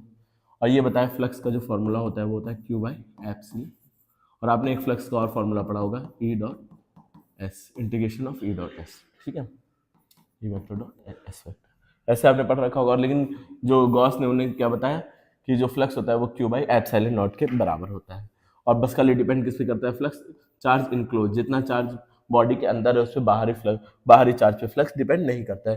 क्योंकि जो बाहर अगर कोई चार्ज रखा होगा तो उससे जो जितनी लाइन आएंगी वो जितनी एंटर करेंगे उतनी बाहर चली जाएंगी, लेकिन इंटरनल जो चार्ज है उससे क्या करेंगे बच्चों, लाइन इस तरह से बाहर आएंगे, बस खाली इंटरनल चार्ज पे डिपेंड करता है, आउटर चार्ज पे कोई डिपेंडेंसी नहीं होती है चार्जेस की। वही बोला गॉस ने, यहाँ पर गॉस लॉ कहाँ गया, हाँ ठीक है, ये हमारा 1 नंबर में आता है, आप इसको कर लेना। How does electric flux due to a point charge enclose by a sphere Gaussian surface get affected, radius, अगर रेडियस को इंक्रीज किया जाए, बढ़ाया जाए तो फ्लक्स पे कोई इफेक्ट नहीं आता है। क्यों, दिखाओ, मैं आपको इसका रीजन नहीं दिखाता हूँ, फ्लक्स पे कोई इफेक्ट क्यों नहीं आता है। मान लो एक पॉइंट चार्ज क्यू है, इससे 5 फ्लक्स निकल रहे हैं, ठीक है, ये 5 फ्लक्स, 6 फ्लक्स निकल रहे हैं। अगर ये इसका रेडियस छोटा सा है तो भी 5 ही फ्लक्स निकल रहे हैं। अगर मैं इस रेडियस को खूब ज़्यादा बड़ा बना दूँ तो भी क्या होगा, 5 ही फ्लक्स निकलेंगे। अब इसको और बड़ा कर दूँ तो भी ये फ्लक्स क्या होंगे, निकलेंगे ना, बाहर निकलेंगे ना, 5 ही फ्लक्स निकलेंगे। तो रेडियस पे डिपेंड नहीं करता है, ठीक है, फ्लक्स रेडियस पे डिपेंड नहीं करेगा, बस खाली किस पे डिपेंड करता है, एक ही चीज पे, एक ही फैक्टर पे डिपेंड करता है कि कितना चार्ज इनक्लोज है, और किसी चीज पे डिपेंड नहीं करता है फ्लक्स। यही बताया था गॉस जी ने, और यही क्वेश्चन पूछ लिया आपसे, तो कंफ्यूज मत होना, अनअफेक्टेड रहेगा, ठीक है। जो इलेक्ट्रिक फ्लक्स है वो क्या हो जाएगा बच्चों, अनअफेक्टेड। ऑन किस पे डिपेंड करता है, बस खाली चार्ज इनक्लोज पे डिपेंड करता है और किसी चीज पे डिपेंड नहीं करता है। और इलेक्ट्रिक फ्लक्स क्या है, स्केलर है या वेक्टर क्वांटिटी है, इसको आप देख सकते हो, क्योंकि फ्लक्स क्या होता है, डॉट प्रोडक्ट ऑफ दो two vector quantity, dot product जब दो वेक्टर क्वांटिटी करते हैं तो जो आंसर आता है वो क्या आता है, स्केलर आता है। तो फ्लक्स क्या है बच्चों, स्केलर क्वांटिटी है, याद रखना फ्लक्स क्या है, स्केलर क्वांटिटी। अब ये थोड़ा सा क्वेश्चन क्या है आपका कॉम्प्लिकेटेड है और बहुत ही इंपॉर्टेंट क्वेश्चन है, तो इसको हम लोग एकदम डिटेल में समझेंगे अच्छे से। ये जो आपका पहला क्वेश्चन है शॉर्ट टाइप के 2 नंबर में आया है और बहुत ही बेहतरीन क्वेश्चन है ये, पहला, दूसरा और तीसरा, ये सारे क्वेश्चंस आपके लिए बहुत ज्यादा इंपॉर्टेंट होने वाले, गॉस लॉ से रिलेटेड है, तो आराम से आप लोग रिलैक्स होकर बैठ जाइए, हम एक एक चीज का ऑपरेशन आराम से करेंगे। चलो फिर शुरू करते हैं हमारा पहला क्वेश्चन। पहला क्वेश्चन क्या दे रखा है, और इससे मिलते जुलते एक आध क्वेश्चन मैं आप लोगों को खुद से सॉल्व करने के लिए दूंगा, लेकिन पहले इस क्वेश्चन को एकदम रिलैक्स होकर आराम से सारे डिस्ट्रैक्शन से दूर होकर आपको देखना है। कई बार इस तरह के क्वेश्चन आ चुके हैं इसलिए इंपॉर्टेंट है ये। चलो इसको थोड़ा सा कलरफुल बनाते हैं, कलर चेंज करके।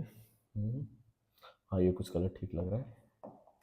देखो ये है एक्स एक्सेस, ये है एक्स एक्सेस, पूरी एक्स एक्सेस है बच्चों, ये पूरी वाई एक्सेस है और ये पूरी क्या है, जेड एक्सेस है। ठीक है, अब क्वेश्चन में देखो क्या दे रखा है, एक बार क्वेश्चन को मैं यहाँ लाने की कोशिश करता हूँ, क्या वो आ सकता है क्वेश्चन, नहीं भी आ रहा हम यहीं पे इसको पकड़ लेंगे। एक फर्स्ट, और ये जो देख इलेक्ट्रिक जो फ्लक्स है वो क्या है 2xi, 2xi कैप का मतलब क्या हुआ, जो इलेक्ट्रिक फ्लक्स है वो 2xi कैप है। मैंने उल्टा बना दिया क्या, आप लोग बताते भी नहीं हो, मैंने यहाँ उल्टा कर दिया, ये है वाई कैप, यह एक्स। ठीक है, अब देखो क्या होता है, ये एक फर्स्ट सरफेस दे रखी है और ये दे रखी है सेकंड सरफेस, और जो ए की वैल्यू दे रखी है वो दे रखी है 2xi, मतलब एक तो फ्लक्स जो है वो कहाँ है, इस वाले डायरेक्शन में है। पूरा बनाना नहीं चाह रहा हूँ लाइन, क्योंकि ये गंदा हो जाएगा, इसलिए इसको छोटा सा करके डॉटेड लाइन बनाने का ऑप्शन नहीं है। फ्लक्स जो दे रखा है वो ऐसे दे रखा है, इस डायरेक्शन में दे रखा है फ्लक्स। क्या बच्चों ये बात समझ में आ रही है, इस डायरेक्शन में फ्लक्स दे रखा है और x पे डिपेंड कर रहा है, x मतलब x एक्सिस से क्या डिस्टेंस है उस पर डिपेंड कर रहा है। अगर मुझे फ्लक्स निकालना है x से 2 मीटर दूर पे, तो जो फ्लक्स की वैल्यू आ जाएगी वो क्या आ जाएगी, 2 × 2। अगर 3 मीटर दूरी पे निकालना है तो 3 × 3, 2 × 3, 2x पे डिपेंड कर रहा है ना। तो अब ऐसे ही देखो, ये जो क्यूब का साइड दे रखा है, क्यूब के जो सारे साइड दे रखे हैं वो a दे रखे हैं, ये सब दे रखे हैं। क्या जब फ्लक्स x डायरेक्शन में, तो इन दोनों y और z वाले पे, मतलब बस इन्हीं दो फेस को अफेक्ट करेगा फ्लक्स, इन्हीं दो फेस से तो फ्लक्स निकलेगा, इलेक्ट्रिक फील्ड निकल रही है इन दोनों फेस से, तो फ्लक्स भी इन्हीं दोनों का हम निकालेंगे, और किसी फेस का निकालने की जरूरत नहीं है हमें, क्योंकि हमें साफ साफ दे दिया है ए क्या है, फंक्शन है वो, एक तो आई डायरेक्शन में, आई डायरेक्शन में मतलब यहाँ पर है, तो यहाँ पर जो दो फेस आने उन्हीं से फ्लक्स गुजरेगा और किसी पे गुजरेगा। नेट फ्लक्स निकालना है तो हम इन्हीं दो फेस का फ्लक्स निकालना है, हमें हमारा निकल के आ जाएगा सामने। हमने फ्लक्स का फॉर्मूला क्या पढ़ रखा है बच्चों, ई डॉट एस, यही तो पढ़ रखा है फॉर्मूला। तो अगर हम देखें इलेक्ट्रिक फील्ड पहले वाले फेस के लिए, पहला वाला फेस तो एक्स एक्सिस के ऊपर रखा हुआ है बच्चों, थोड़ा सा इमेजिनेशन अपनी बढ़ाओ, जो पहला फेस है वो एक्स एक्सिस के ऊपर रखा हुआ है, मतलब जो उसका डिस्टेंस है एक्स एक्सिस से वो 0 है, तो उसका जो इलेक्ट्रिक फील्ड होगी वो क्या होगी, एक्स की जगह 0 रख देंगे तो ये इलेक्ट्रिक फील्ड क्या हो जाएगी 0, और एस जो भी हो फर्क नहीं पड़ता है। एरिया क्या होगा, एरिया ए स्क्वायर होगा, सारे साइड ये क्यूब है, क्यूब के सारे साइड ए है, तो एरिया क्या हो जाएगा ए स्क्वायर। तो फ्लक्स क्या हो जाएगा बच्चों, 0 हो जाएगा पहला वाला फ्लक्स। और दूसरे वाले फेस से अगर हम फ्लक्स की बात करें तो ई डॉट एक्स, अब इसके लिए ई क्या होगा, यहां से ए डिस्टेंस पे है, तो हमने ई का फॉर्मूला क्या पढ़ रखा है, ई क्या दे रखा है क्वेश्चन में, E is equal to 2, X की जगह ए रख देंगे, ठीक है, तो क्या हो जाएगा 2a। इस बार फ्लक्स क्या हो जाएगा बच्चों 2a, और एरिया क्या है ए स्क्वायर है, तो क्या लिखोगे 2a क्यूब। क्लियर है। अब इन सबको हम अगर जोड़ना चाहें, जो जाने वाला फ्लक्स होता है वो नेगेटिव होता है, जो आने वाला फ्लक्स होता है वो पॉजिटिव होता है, इसलिए मैंने ये पॉजिटिव रखा। अगर हम नेट फ्लक्स की बात करें एफ नेट की, तो हम क्या करेंगे, दोनों को जोड़ देंगे, 5 1 प्लस 5, 5 1 तो 0 था, 5 2 कितना है 2a क्यूब, तो क्या आ जाएगा आंसर 2a क्यूब। ठीक है, अब क्या पूछा है, चार्ज इनक्लोज, इसमें कितना चार्ज इनक्लोज होगा ये भी आपको निकालना है। ये तो पहला पार्ट हो गया, दूसरा पार्ट है चार्ज इनक्लोज। तो हमने फ्लक्स का फॉर्मूला पढ़ रखा है Q अपॉन एप्सिलॉन नॉट, तो फ्लक्स क्या आया 2a क्यूब, तो Q अपॉन एप्सिलॉन नॉट, मैं 3Q बना रहा हूँ इसको, आई डोंट नो। अब इसको उधर भेज देंगे तो क्या हो जाएगा 2a क्यूब एप्सिलॉन नॉट, इतना ही चार्ज इनक्लोज है इस सरफेस से। समझ में आया, ये चीज़ आपके समझ में आई होगी। नहीं समझ में आई तो आप पूछ सकते हैं कमेंट, आप लिए 24 घंटे खुला हुआ है और मैं कमेंट का रिप्लाई भी करता हूँ, तो आप पूछ सकते हैं। अब इलेक्ट्रिक फ्लक्स दे रखा है, passes through spherical Gaussian surface, is caused by a charge complete value of point charge. क्या निकालना है? एन इलेक्ट्रिक फ्लक्स, फ्लक्स दे रखा है passes through a Gaussian surface, आपको बताना है कि चार्ज क्या होगा, चार्ज की वैल्यू निकालनी है, आपको फ्लक्स दे रखा है। सिंपल क्वेश्चन है बच्चों, मैं इसको मिटाना चाहूंगा थोड़ा सा, इस चीज को मिटा देता हूँ, यहीं पे सॉल्व कर लेंगे छोटे छोटे क्वेश्चन, ठीक है। पीछे जाके आपने अगर नोट नहीं कर रखा है तो बच्चों कर लेना नोट, बाकी देखो मैं हटा दूंगा, वीडियो को थोड़ा सा बैकवर्ड करके आप नोट कर सकते हो। आपका फ्लक्स दे रखा है क्यू, मतलब फाइव दे रखा है कितना, -3 इंटू 10⁻⁴ न्यूटन मीटर स्क्वायर पर कूलम, ठीक है। और आपको क्या निकालना है? क्यू निकालना है, क्यू आपको फाइंड आउट करना है। और मैंने यहाँ पर एक चीज़ आपको दिखाई थी, एक टेबल, यहाँ पे सारे कॉन्स्टेंट्स की वैल्यू आपको दी हुई है, आप लोग याद ज़रूर कर लेना, ठीक है। तो हमारा एप्सिलॉन नेट की वैल्यू क्या होती है? 8.85 इंटू 10⁻⁻12। अब सारी वैल्यूज को यहाँ पर आप पुट करेंगे, आपको पता है फाई इज इक्वल टू क्या होता है? क्यू और एप्सिलॉन नॉट, एप्सिलॉन नॉट। तो फ्लक्स का देगा 3 इंटू 10⁻⁻40, ये कितना दिया हुआ है? 8.85 into 10⁻⁻12 is equal to Q. अब इसको आप अगर सॉल्व करते हैं, कर लीजिएगा सॉल्व। अब इसको भी मैं क्या ही सॉल्व करके दिखाऊँ, कैलकुलेशन में हमारा टाइम वेस्ट होगा, रिवीजन चल रहा है तो हम कैलकुलेशन पे टाइम वेस्ट बिल्कुल करना नहीं चाह रहे हैं। अब ये तीसरा क्वेश्चन, ये थोड़ा काम का क्वेश्चन है, इसकी तरफ बढ़ते हैं। मैं इसको इरेज करने जा रहा हूँ, देखना है तो प्यार से देख लो इसको, ठीक है। आप लोगों ने देख लिया होगा, मुझे घड़ी इसलिए देखनी पड़ रही है क्योंकि मेरी ऑफलाइन क्लासेस का भी टाइमिंग जस्ट होने ही वाला है, तो मैं कोशिश करूंगा मैक्सिमम चीज़ें आप लोगों को पढ़ा दूँ। 3 वीडियो में हम कोशिश करेंगे इस पूरे चैप्टर को खत्म करने का। देखो क्योंकि ये जो बुक है उसमें भी ड्यूरेशन क्या दे रखा है चैप्टर का, 2 आवर्स 45 मिनट्स, तो मैं कोशिश करूंगा कम दिन में खत्म करूं ताकि आपके और आगे के चैप्टर्स भी रिवाइज हो पाए। बाकी आप अगर कोई स्पेसिफिक चैप्टर चाहते हैं रिवाइज करना तो उसको कमेंट कर दीजिए, मेरे पास 1-2 दिन की छुट्टी है तो उस चैप्टर पर वीडियो बना दूंगा। बाकी ये तो चलता रहेगा हमारा जो महा रिविजन सीरीज है। इसमें देखिए अगली चीज़ क्या है, find the electric flux of a uniform electric field इतना held on a square of 10 centimeter side with a plane parallel to xy. What would be the flux across the square if plane is initial? पहले तो हम बात करेंगे जो electric field है वो x axis में आई कैप दे रखा है और स्क्वायर क्या है, वो पैरेलल पड़ा हुआ है xy प्लेन के, xy प्लेन के पैरेलल है। पहले हम यहाँ पे बना लेंगे कोऑर्डिनेट्स, ये और ये, ठीक है। यहाँ पर है हमारा x एक्सिस, यहाँ पे है y एक्सिस और यहाँ पर है z एक्सिस। अब हमारा जो स्क्वायर है, जो हमारा स्क्वायर बन रहा है प्यारा सा, ऐसा कुछ बनाएंगे ताकि थोड़ा सा दिखे। वो क्या है बच्चों, इतना गंदा भी नहीं बनना था, इससे अच्छा मैं हाथ से बना दूंगा। वो क्या है, उसके जो साइड्स हैं वो पैरेलल है x और z, y और z प्लेन के, y प्लेन के पैरेलल, z प्लेन के पैरेलल, फिर y के पैरेलल, फिर z के पैरेलल, ऐसे हैं साइड्स। और स्क्वायर की जो साइड है वो कितना है, 10 सेंटीमीटर है, 10 सेंटीमीटर है और 10 सेंटीमीटर है, यहाँ से भी 10 सेंटीमीटर है, ठीक है। ये साइड्स है। और जो इलेक्ट्रिक फील्ड है वो एक्स एक्सिस पहले मतलब इसको ऐसे चीरते हुए जा रही है। एक्स एक्सिस क्या होगा, वाई और जेड की परपेंडिकुलर ही तो होगा, तो मतलब परपेंडिकुलर फील्ड ऐसे जा रही है। और कितना फील्ड है, 10.10⁻³ न्यूटन पर कूलम की फील्ड जा रही है। तो हमारे फ्लक्स का क्या फॉर्मूला होता है, ई डॉट एस। ई कितना है, 10⁻³ है। और एस मतलब एरिया की बात हो रही है, तो एरिया आप निकालोगे 10 × 10 100 हो जाएगा, लेकिन ये सेंटीमीटर क्यूब में आएगा, जो 100 आएगा वो क्या आएगा, सेंटीमीटर क्यूब में। इसको मीटर क्यूब में करने के लिए हमें क्या करना पड़ेगा, मतलब सेंटीमीटर स्क्वायर में आएगा, और मीटर स्क्वायर में करने के लिए इसको क्या करना पड़ेगा, 10⁻⁴ से मल्टीप्लाई करना पड़ेगा, ठीक है। अब देखो अगर आगे आप सॉल्व करते हैं इसको क्या हो जाएगा, यहाँ पे कुछ मैंने अलग चीज़ लिख ली, अच्छा 5 इंटू भी है, ई की वैल्यू है 5 इंटू 10⁻³, यहाँ पर 5 भी है बच्चों, माफ़ करना कभी इधर उधर निकल जाता हूँ, यहाँ 5 भी है, 5 इंटू 10⁻³ 5, ठीक है। 4 -1 बचेगा, -1 से ये चला जाएगा, बचेगा बस खाली का 5 इंटू 10 विच इज़ 50, इसका यूनिट लिखिएगा, ठीक है। ये क्या हो जाएगा बच्चों, फ्लक्स की क्या आ जाएगा, 50 आ जाएगा आंसर, 50 न्यूटन मीटर स्क्वायर पर कूलम, न्यूटन मीटर स्क्वायर पर कूलम, यही आ जाएगा आपका आंसर क्या, फ्लक्स का। कैलकुलेशन आप लोग देख लेना बच्चों, छोटे बच्चे तो हो नहीं, बोर्ड एग्जाम देने वाले हो तो कैलकुलेशन की ज़्यादा बात नहीं होगी। चलो पहले वाले में कोई मसला नहीं था, लेकिन दिक्कत कहाँ आएगी बच्चों, प्रॉब्लम कहाँ आएगी, सेकंड वाला पार्ट में। इसका जो सेकंड पार्ट है उसमें दिक्कत आएगी। जल्दी से अगर आप चाहें तो इसका स्क्रीनशॉट ले लें। तो मैं अब इसको इरेज करता हूँ। इसके सेकंड पार्ट में थोड़ी सी आपको दिक्कत आने वाली है।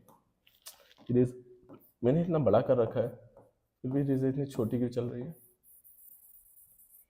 क्या ग्लिच है?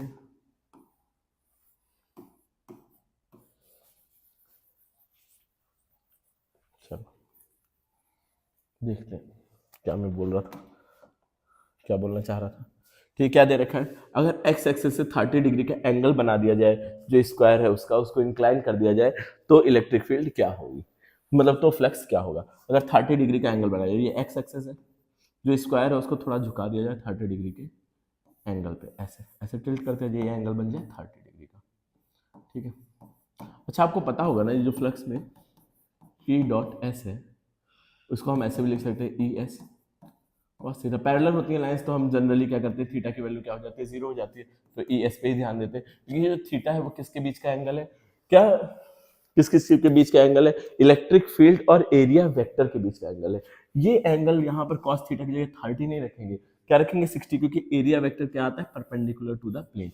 और ऐसे आपका अगर ये एरिया है तो एरिया के पर वो प्लेन इसके परपेंडिकुलर जो लाइन होगी वही क्या होगी, एरिया वेक्टर होगी। तो ये ऐसे एरिया इसके परपेंडिकुलर में लाइन बनाऊंगा तो क्या होगी, एरिया वेक्टर होगी। तो ये 30, ये पूरा 90 होना चाहिए, 30 है तो ये कितना होगा, 60 होगा। तो ये एक्स एक्सिस के साथ कितना एंगल बना रहा है बच्चों, 30 नहीं बना रहा है, कितना बना रहा है, 60 बना रहा है। एरिया वेक्टर का एंगल देखना है, ये स्क्वायर जो एंगल बना रहा है उससे हमें कोई मतलब नहीं है, हमें मतलब किससे, एरिया वेक्टर कितना एंगल बना रहा है। तो 60 डिग्री बना रहा है, तो हम यहाँ पे डायरेक्ट क्या लिख देंगे, ई कितना दे रखा है, 5 × 10⁻³ है ना, इस बार गलत नहीं होना चाहिए।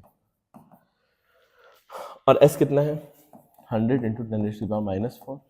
और कॉस 60 की वैल्यू कितनी होती है, 1/2। तो इसको अगर आप लिखना चाहें तो 50 × 1/2, जो कि कितना आ जाएगा, 25 न्यूटन। ये आया ना 25, हाँ 25 मीटर स्क्वायर पर कूलम। ठीक है, ये हो गया आपका आंसर। ये क्वेश्चन में हमने कर लिया है सॉल्व। क्या आपको ये चीज़ समझ में आ रही है? अगर बच्चों समझ में आ रही है तो आप लोग लाइक करें और इस चीज़ को शेयर कर दें अपने और फ्रेंड्स के साथ। तो बाकी के जो बचे हुए क्वेश्चन है, काफ़ी कुछ बचा हुआ है अभी, तो मैं ये सोच रहा हूँ कि इसको हम नेक्स्ट क्लास में डिस्कस कर लेते हैं। आज के लिए इतना ही रहने देते हैं। और जो जो मैं क्वेश्चन और डेरिवेशंस करा रहा हूँ बच्चों, वो डेरिवेशंस तो जरूर आप रट लेना। आपके पास बचने का यही एक मौका है कि जो भी मैं क्वेश्चंस और डेरिवेशंस करा रहा हूँ, सारे के सारे एग्जाम पॉइंट ऑफ व्यू से इंपॉर्टेंट है। सेम क्वेश्चन नहीं आएगा लेकिन उससे रिलेटेड क्वेश्चन जरूर आएगा। तो आप लोग प्रीवियस ईयर सॉल्व करते रहे साथ में, और साथ में जो क्वेश्चंस मैं करा रहा हूँ उसको बच्चों वीडियो पॉज करके या पीछे से क्वेश्चन देख करके जरूर सॉल्व करिए एक बार। ठीक है, अगर नहीं सॉल्व करेंगे तो कुछ हो नहीं पाएगा। अभी आपके पास टाइम है तो जल्दी जल्दी से आप लोग सॉल्व करते रहिए। और पैरेलल में मैं ये भी कहूंगा कि आप फिजिक्स का जो सेकंड बुक है उसको खुद से भी सॉल्व करना शुरू कर दीजिए। चलिए मिलते हैं नेक्स्ट वीडियो में। Thank you for watching. So बच्चों एक बार फिर से मैं आपके सामने आ चुका हूँ एक नया अमेजिंग सा वीडियो लेकर के। ठीक है, हमारी ये सीरीज चल रही है महा रिवीजन सीरीज, जिसमें हम लोग सारे सब्जेक्ट्स पढ़ रहे हैं, फिजिक्स, केमिस्ट्री एंड बायो। अगर आप मैथ भी पढ़ना चाहते हैं तो मैथ के लिए आप कमेंट कर दीजिए, मैं मैथ की भी सीरीज स्टार्ट कर दूंगा। बाकी अभी देख सकते हैं हम लोगों ने 2 लेक्चर खत्म कर लिए हैं, तो उन 2 लेक्चर्स को आप लोग पहले देख लें, फिर यहाँ पर आए। अब मैं आधे आधे घंटे के 3 लेक्चर 4 लेक्चर में हर एक चैप्टर को खत्म करूंगा। तो आप लोग कोशिश करिए डेली इस वीडियो को देखिए और डेली अपना क्वेश्चंस को सॉल्व करिए। और जो मेन कॉन्सेप्ट है, जो मेन इंपॉर्टेंट क्वेश्चंस है, वही बस इस वीडियो में सॉल्व होंगे। वही कॉन्सेप्ट मैं आपको सिखाऊंगा, कोई भी फालतू कॉन्सेप्ट नहीं। जो बोर्ड में आ चुके हैं या बोर्ड में आने वाले क्वेश्चंस है वही हम करने वाले हैं। तो चलिए शुरू करते हैं। हमने बहुत कुछ पढ़ लिया है, अभी हम कुछ और मेजर टॉपिक को खत्म करने वाले हैं। तो पहले हमें देखिए क्वेश्चन छोड़ते हैं, पहले हम एक मेजर टॉपिक खत्म करेंगे। Electric field due to a hollow and solid sphere. Electric field due to hollow and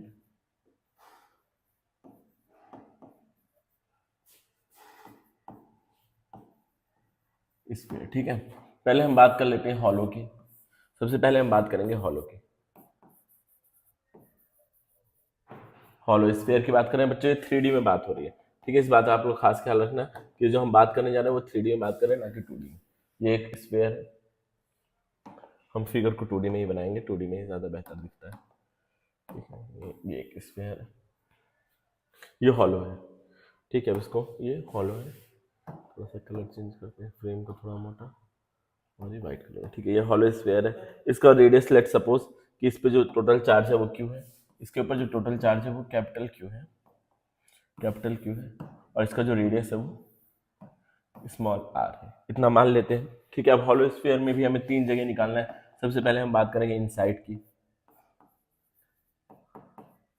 inside में पहले हम निकालेंगे इलेक्ट्रिक फील्ड। अच्छा, इनसाइड इसके अंदर कोई मास है क्या बच्चों? इसके अंदर कोई मास है? जब मास नहीं है तो अंदर कोई चार्ज नहीं होगा, जब चार्ज नहीं है तो इलेक्ट्रिक फील्ड जीरो होगी, क्योंकि हमने क्या पढ़ा हुआ है, गॉस लॉ से E dot S is equal to Q upon epsilon naught. Epsilon naught को मैं 3 बना रहा हूँ, एप्सिलॉन नॉट, तो E इज इक्वल टू क्या होता है, Q epsilon naught into S. अगर हमारा क्यू जीरो है तो इलेक्ट्रिक फील्ड क्या हो जाएगी बच्चों, जीरो हो जाएगी। तो हॉलो सिलेंडर के जो अंदर होता है वो इलेक्ट्रिक फील्ड क्या होती है, जीरो होती है, क्योंकि वहां चार्ज ही नहीं है, वहां मास नहीं है, मास नहीं है तो चार्ज नहीं है, चार्ज नहीं है तो इलेक्ट्रिक फील्ड पॉसिबल ही नहीं है। आई होप ये चीज समझ में आई होगी आप लोगों को। बाकी नेक्स्ट बी, बी क्या है, ऑन द सरफेस। सरफेस की बात करें फिर तो ई डॉट एस हमने पढ़ रखा है, E dot S is equal to Q upon epsilon naught. तो ई इलेक्ट्रिक फील्ड आपको निकालना है, एस मतलब इसका सरफेस एरिया।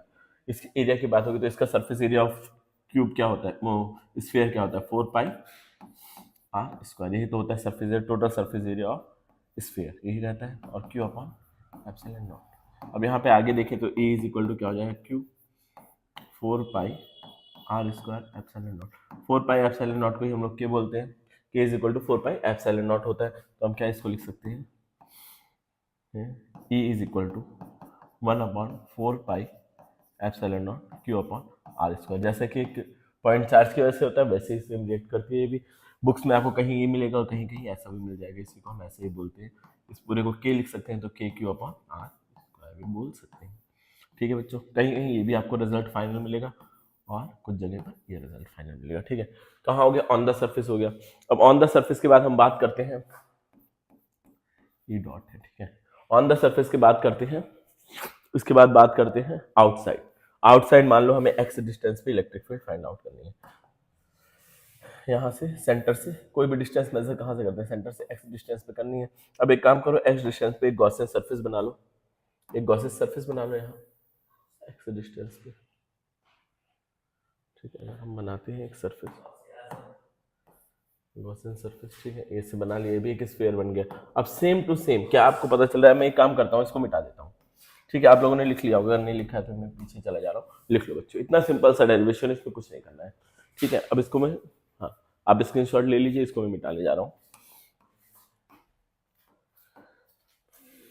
देखिए, ठीक है, मैं इसको मिटाता हूँ पूरे को।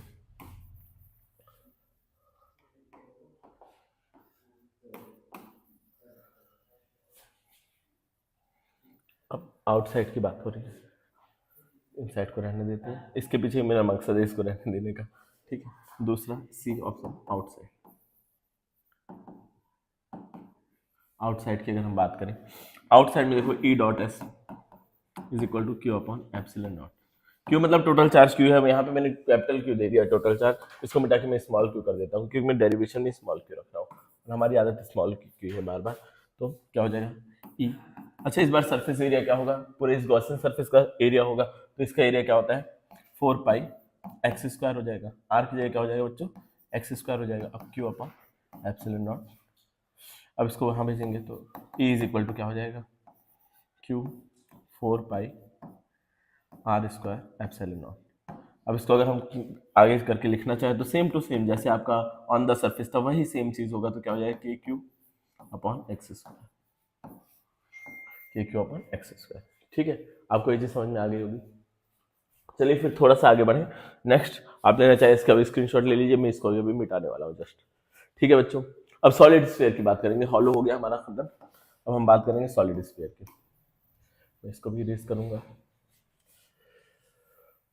हाँ इसको ऐसे ही रहने देंगे, बस इसमें एक छोटा सा मैं चेंज करने वाला हूँ। इस बार सॉलिड स्फीयर है ना, अंदर वाले स्फीयर को सेलेक्ट करना है, हो जाए इसको थोड़ा बाहर करते हैं, मैं इसको कर दूंगा सॉलिड। ठीक है, अब आपको दिख रहा होगा ये सॉलिड स्फीयर, इसके मतलब पूरी बॉडी में चार्ज ही चार्ज है, चार्ज चार्ज भरा हुआ है। ठीक है, अब इसके आउट अगर हम इनसाइड निकालने की कोशिश करें तो इस बार इनसाइड सेम नहीं होगा, इस बार इनसाइड सेम नहीं होगा, इनसाइड जीरो थोड़ी होगा बच्चों। आप लोग खुद सोच सकते हो, आपके पास दिमाग है, तो इनसाइड जीरो थोड़ी होगी कि इनसाइड भी कुछ मास है।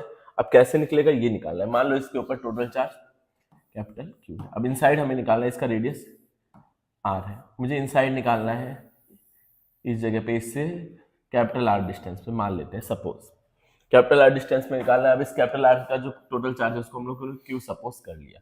ये बताओ अगर पूरा का पूरा हम पूरा स्फीयर लें तो पूरे स्फीयर पे कितना चार्ज है, कैपिटल क्यू है। अगर पूरे स्फीयर का वॉल्यूम निकालो 4/3 पाई आर क्यूब, इस पे कितना चार्ज है बच्चों, कैपिटल क्यू है। ठीक है, पूरे वॉल्यूम पे कैपिटल क्यू चार्ज है। अगर मैं 1 यूनिट वॉल्यूम लूँ तो उस पर कितना चार्ज होगा, इसी को उधर भेज देंगे सबको, क्या हो जाएगा Q upon 4/3 pi R cube. अब देखो 1 यूनिट वॉल्यूम पे इतना होगा, और हम मुझे क्या चाहिए, वॉल्यूम इतना छोटा सा वॉल्यूम। ये वाला अगर मैं वॉल्यूम निकालना चाहूँ तो ये वॉल्यूम कितना होगा, कैपिटल आर है इसका, तो ये वॉल्यूम हो जाएगा 4 पाई कैपिटल आर क्यूब। ठीक है, ये वॉल्यूम है जितने वॉल्यूम पे मुझे चाहिए चार्ज, इस पे कितना चार्ज होगा ये मुझे पता करना है। अगर चार्ज पता चल जाएगा तब तो हम निकाल लेंगे। इलेक्ट्रिक फील्ड के लिए क्या हमें चार्ज की जरूरत है, कितना चार्ज होगा वही निकालना है। एक यूनिट वॉल्यूम पे कितना चार्ज है, इतना है, तो इतने यूनिट वॉल्यूम पे कितना चार्ज होगा, इसको मुझे मल्टीप्लाई करना पड़ेगा मजबूरी में। 4/3 पाई आर क्यूब, इससे ये पूरा का पूरा कट जाएगा, इससे ये कट जाएगा, बचेगा क्या, आर क्यूब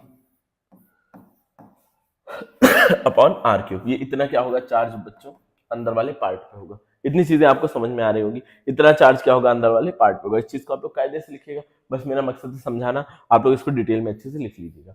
अब देखो हमें चार्ज पता चल गया, तो इलेक्ट्रिक फील्ड का फॉर्मूला क्या होता है, E dot S is equal to Q upon epsilon naught. E कितना है बच्चों, ई ही आपको निकालना है। एस कितना है इसका surface area, pi capital R 4 pi R square, sorry 4 pi capital R square is equal to R cube Q upon R cube. R cube है कि ये आर स्क्वायर होना चाहिए, ठीक है। अब इससे कट जाएगा, ठीक है बच्चों, इससे क्या हो जाएगा, कैंसिल आउट हो जाएगा। तो ए इज इक्वल टू क्या आ जाएगा, नीचे ये पहुंच जाएगा, तो R cube upon 4 pi epsilon naught भी है यहाँ पर, इसको तो मैं भूल ही रहा था। तो इसको अगर आप कायदे से लिख देंगे तो E इज इक्वल टू क्या हो जाएगा, R cube 4 pi epsilon naught R cube. तो इसको अगर लिखोगे तो क्या हो जाएगा कि एक आर बचेगा, क्यू अपॉन कैपिटल आर भी बचा है और एक स्मॉल आर भी बचा है। ठीक है, ये हो जाएगा इनसाइड द, ये सॉलिड स्फीयर की बात हो रही है, हॉलो नहीं। किसकी बात हो रही है, सॉलिड स्फीयर, सॉलिड की बात कर रहे हैं, हॉलो की बात नहीं कर रहे हैं। ठीक है, चलो बच्चों फिर आगे बढ़ा जाए। अब आउटसाइड और ऑन द सरफेस सेम होगा। अब इन दोनों के हम ग्राफ देख लेते हैं। आउटसाइड और आउटसाइड देखोगे तो क्यू चार्ज से, और ऑन द सरफेस सेम होगा। अब दोनों के हम लोग ग्राफ देख लेते हैं, जो कि एग्जाम में पूछा जाता है। अब ग्राफ की बात करें, इसको मैं मिटाने जा रहा हूँ। ठीक है, अब हम बात करेंगे ग्राफ की। ठीक है, पूरे को मैं इरेज कर रहा हूँ, बस ग्राफ की बात देखेंगे। अब पूरे को मिटा देते हैं अभी के लिए फिलहाल। ठीक है, अब ग्राफ की मैं बात करूँ, अगर ग्राफ की बात करूँ, पहले हॉलो की, हॉलो की बात करते हैं। तो हॉलो में क्या होता है, इनसाइड बच्चों इलेक्ट्रिक फील्ड 0 होती है। ठीक है, बड़ा गंदा बन रहा है यार, इतनी गंदी तो मेरी राइटिंग है भी नहीं जितनी इस पर बनती है।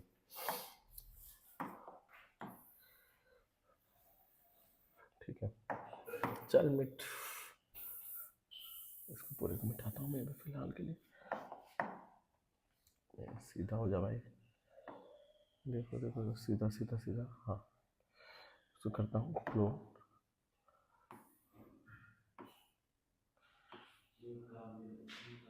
ये हाँ सीधा हो गया। ठीक है, अब मैं ग्राफ बना के दिखाने वाला हूँ आप लोगों को, तो इसको थोड़ा छोटा कर लेते हैं। ठीक है ठीक है ठीक है बच्चों, ये है ग्राफ, इलेक्ट्रिक फील्ड वर्सेस जो रेडियस है उसका ग्राफ है। ठीक है, ये है इलेक्ट्रिक फील्ड और ये है रेडियस।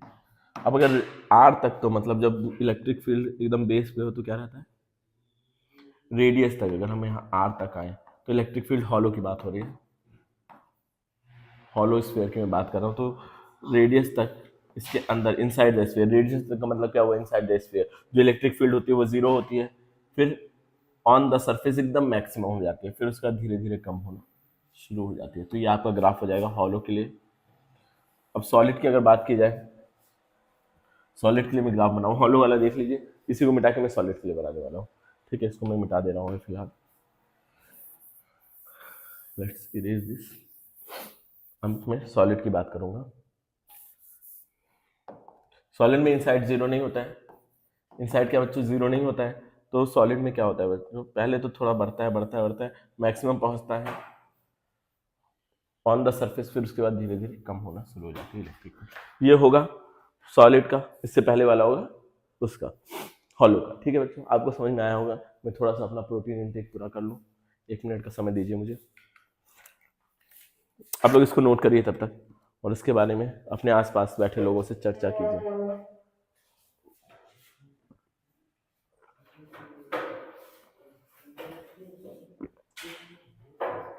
पहला काम तो कमेंट करके आप लोग ये बताइए आपको ये सीरीज पसंद आ रही है नहीं,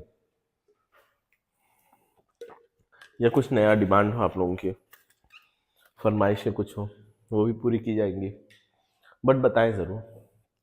ठीक है, चलो फिर थोड़ा आगे बढ़ते हैं। इसके बाद नेक्स्ट क्या है? हाँ, अब अभी तो हमने पढ़ा कुछ भी नहीं बुक से, बस मैं कुछ इंपॉर्टेंट चीज़ें बता रहा। ठीक है, ये हो गया। अब ये फोर्थ क्वेश्चन है। फोर्थ क्वेश्चन क्या बोल रहा है बच्चों, एक पार्टिकल है जिसका मास दे रखा है, हॉरिजॉन्टली चार्ज सीट पे अटका हुआ है, जिसकी चार्ज डेंसिटी दे रखी है। वट वुड बी द, अच्छा उस पर कितना चार्ज होना चाहिए कि वो जो है हमारा रॉड है वो नीचे की तरफ ना गिरे, हवा में लटक रहा है नीचे ना गिरे, नीचे वाली प्लेट पे कितना चार्ज रहे, कितना इलेक्ट्रोस्टैटिक फोर्स उसके ऊपर लगे कि वो नीचे की तरफ ना गिरे। ठीक है, ये चीज आपको फाइंड आउट करना है। इस पेज को मैं डिलीट कर रहा हूँ फिलहाल के लिए। देखिए, वही चीज आपको फाइंड करना है। अच्छा, एक इलेक्ट्रिक फील्ड का फॉर्मूला होता है चार्ज डेंसिटी के टर्म्स में, यहाँ पर दिया हुआ है। देखिए, चार्ज डेंसिटी के सर में E is equal to sigma 2 pi epsilon, मतलब 2 एप्सिलॉन नॉट। ये होता है सिग्मा के टर्म में इलेक्ट्रिक फील्ड का फॉर्मूला। ठीक है, इलेक्ट्रिक फील्ड का ये फॉर्मूला होता है। तो अभी देखो, इसको मैं यहीं पे सॉल्व करूंगा। सिग्मा अपॉन 2,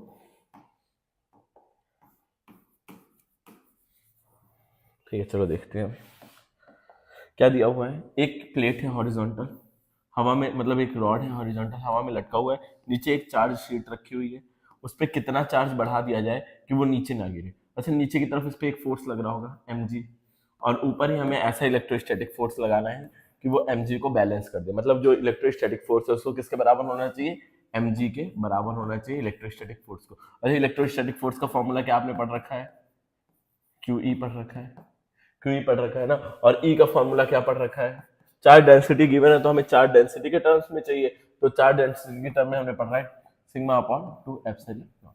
ये चीज पढ़ रखी है। तो इससे हम क्या करेंगे, इलेक्ट्रिक फील्ड निकाल लेंगे बच्चों, और इलेक्ट्रिक फील्ड की वैल्यू यहाँ रखेंगे। मास हमें दिया हुआ है, मास ग्राम में दिया है, किलोग्राम में चेंज कर लेना, वो यहाँ पर रखना, जी की वैल्यू 9.8 रखना।